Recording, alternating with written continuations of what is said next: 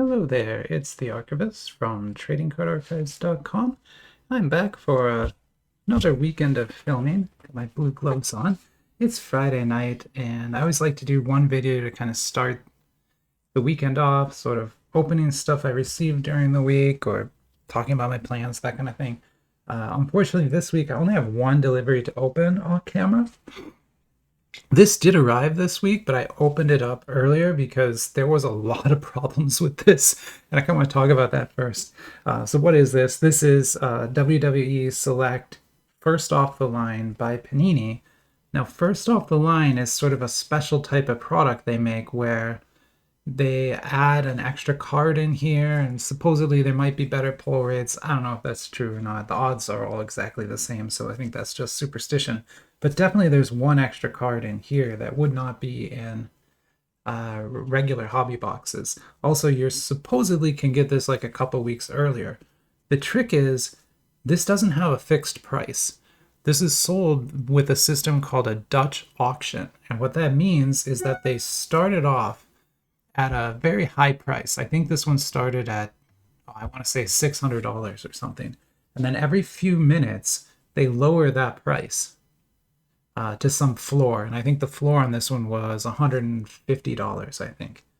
But it sold out before it got there. And that's the trick, is at any point, you can buy it. So you could buy it when it was $600, and you could pay $600 for this and get it. Like, that's a choice. You can also wait, right? But the longer you wait, you're competing with everyone else. They might have also bought them, and Panini does not share the number that are left or the number that have been sold. So you're kind of like watching that thing tick down every couple of minutes, wondering if now is the time you should buy or if you should wait for the next tick. And I bought in at about $230, which I thought was pretty good, but actually this thing sold out, I think at 198 is what I saw. Some other people saw 208.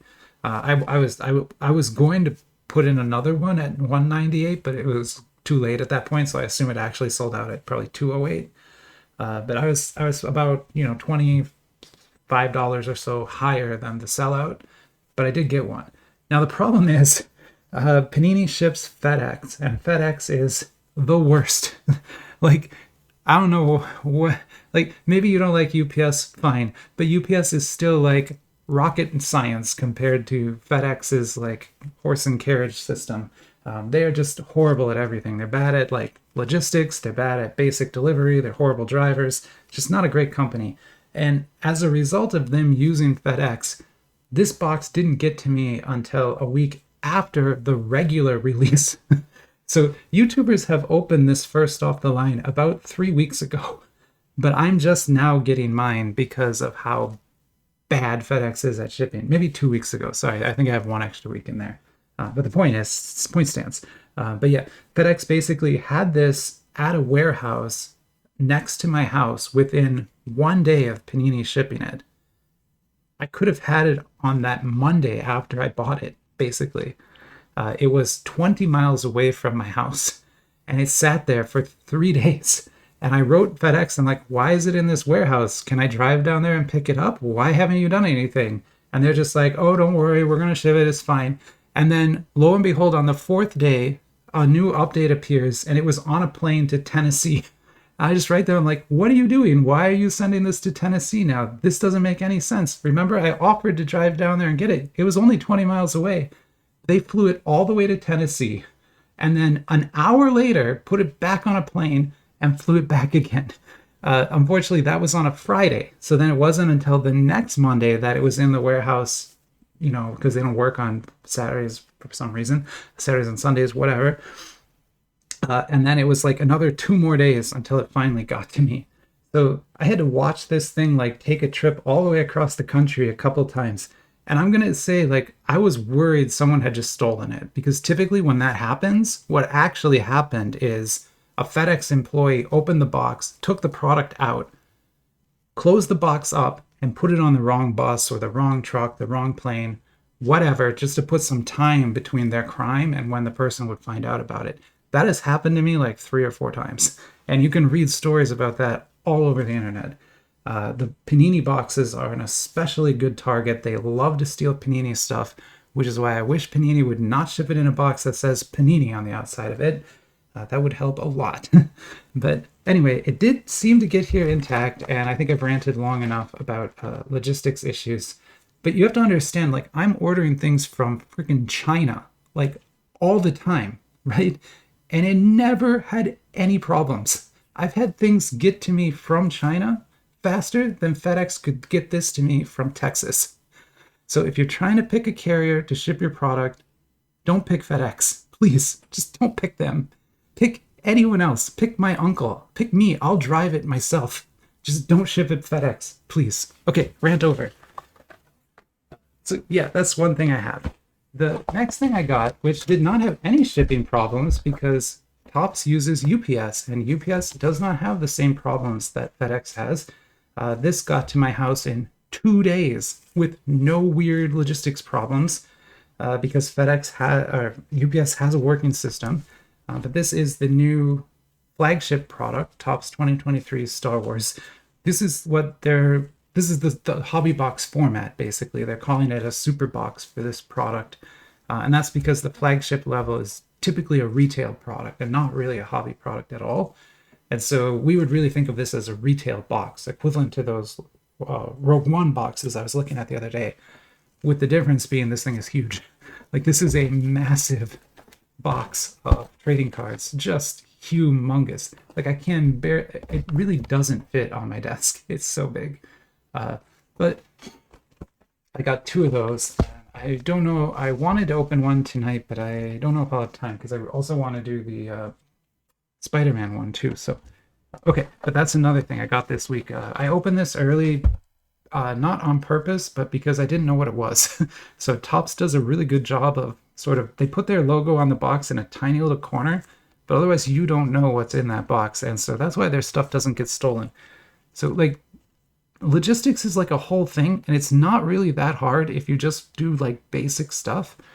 It's just that FedEx does not do the basic stuff. And then one more thing that also arrived perfectly on time and in great condition. This went all the way across the country. This was shipped USPS, which, don't sleep on them. They're actually pretty good at this kind of thing, with the extra benefit that it is a felony if somebody touches that box or opens that box at the federal level.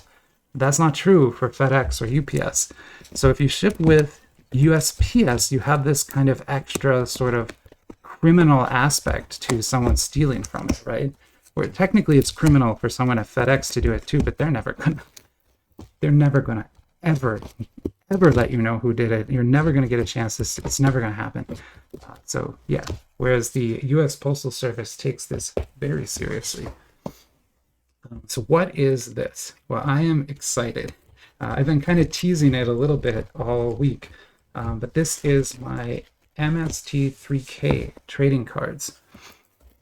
Now, that's Mystery Science Theater 3000. It's a older show, so I don't blame you if you don't know what it is. It's also a kind of cult show. It was not like widely known.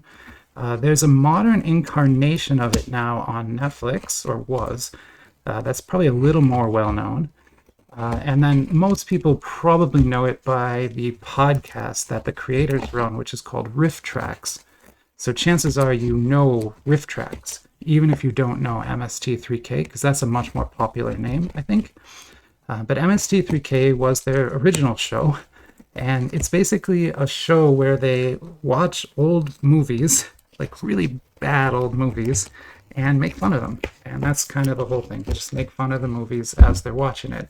And they were the originals to kind of do this, and not everyone does that, but they're the originals, and they had a whole show with characters and storylines to kind of go along with the movie they were watching, and it was awesome. And when I was a young lad, I watched a lot of that. I watched it every week with my friends. We would sit around and watch that show all the time.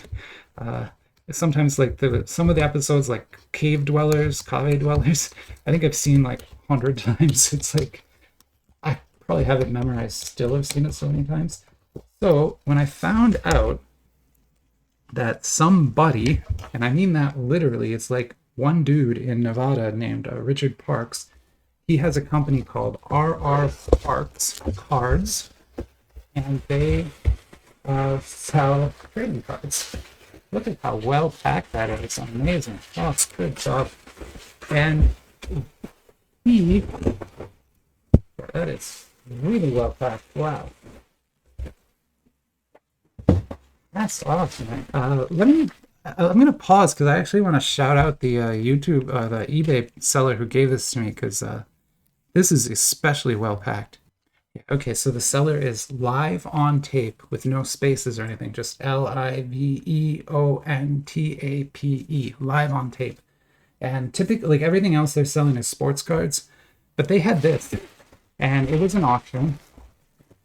I had to, I had to put in a max bid and everything on eBay. I put in a very high max bid to make sure I got this, but I actually got it at a really reasonable price, just I think $10 more than it originally sold for, which is incredible given how rare this is.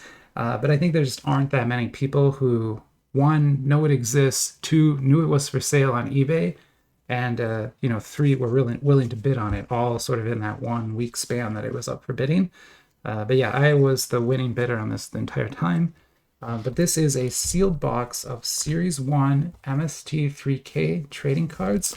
And again, it's by this company, RR Parks. And it's a whole thing. Like there's sketch cards in here, there's printing plates in here, inserts, all that stuff that you would expect from a Topps or an Upper Deck. This guy does, and he puts it into his sets. And then he sells them, right? And he sells them on Kickstarter mainly, and then whatever's left over on his website. And he runs a great Facebook group too. You can just email him. I've been talking to him on email because I was like, I'll buy all the ones you have. And he's like, I'm not ready to sell them right now. Because he has some of these left, but they're not in boxes anymore. It just kind of has loose packs. But yeah, I would totally buy whatever he has. But there's some more information about the set. Awesome. And there should be, if I'm right, 36 packs in here, I believe. I don't know, I probably said that somewhere and I just completely missed it. Doesn't it say that? Am I crazy? Oh, yeah, here, down in the corner. Sorry, 36 count. Yeah, so there'll be 36 packs in there. But like I said, kind of in the news I wrote earlier, I don't know if I'm going to open this yet. I have to think a lot about it because I was incredibly lucky to get it at all. And it might be the last one, or like one of the last sealed boxes of this that even exists.